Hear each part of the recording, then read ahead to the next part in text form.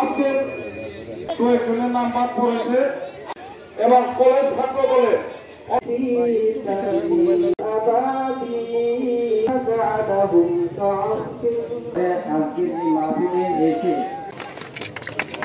এখন বিশেষ সভাপতি জনাব শফিউল আলম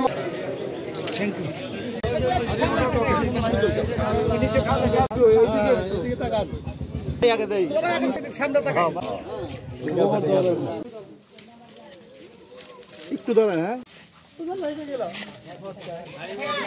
উচ্ছিষ্ট বড় লোকের খাবার খেয়ে উচ্ছিষ্ট খেয়ে তারা বেঁচে গিয়েছিল।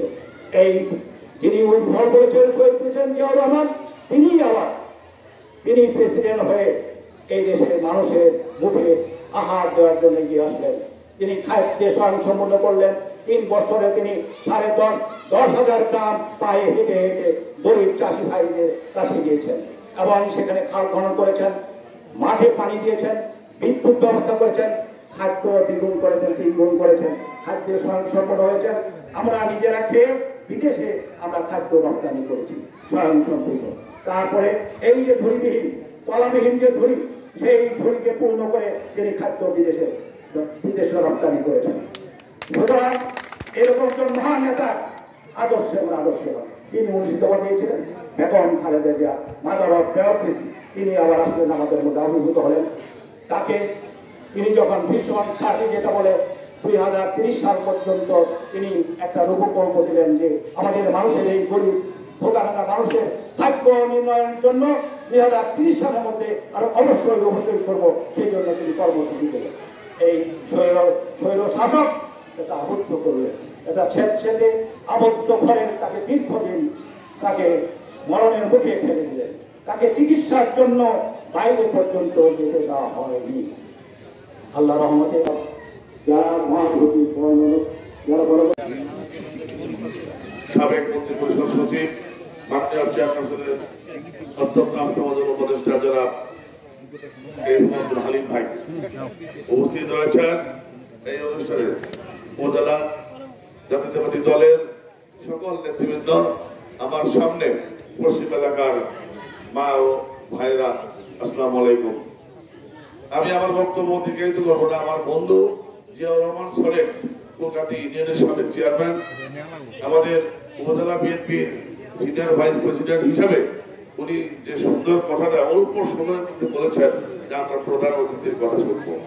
আমরা এখানে উপস্থিত থেকে দেখলাম যে অনেকেই বক্তব্য রাখছেন যে আমি এটা উপকৃত হয়েছি, আমি ওটা উপকৃত হয়েছি। যারা উচ্চ শিক্ষায় শিক্ষিত হয়ে বিসিএস ক্যাডার সার্ভিসে চাকরি করে, যারা তার আমাদের প্রিয় নেতা আব্দুল হালিম ভাইয়ের সহযোগিতা পেয়েছেন, তারা এখানে যে সুন্দর করে বললেন আমার কাছে তুলনা এবং গুণগত এজেন্ডা ছিল সবুজ বনায়ন বৃক্ষরোপণ কর্মসূচি।